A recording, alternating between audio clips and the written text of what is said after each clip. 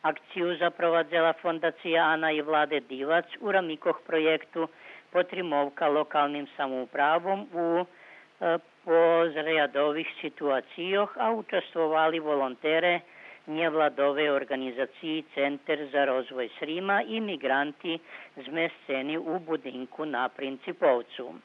Jak nedávno u navštívi migrantským centrom u opštini Šid vyjavil komesar za vybežencoch imigraciji Vladimir Cucić, chvíľkovo u Srbiji je 21 migrantský center.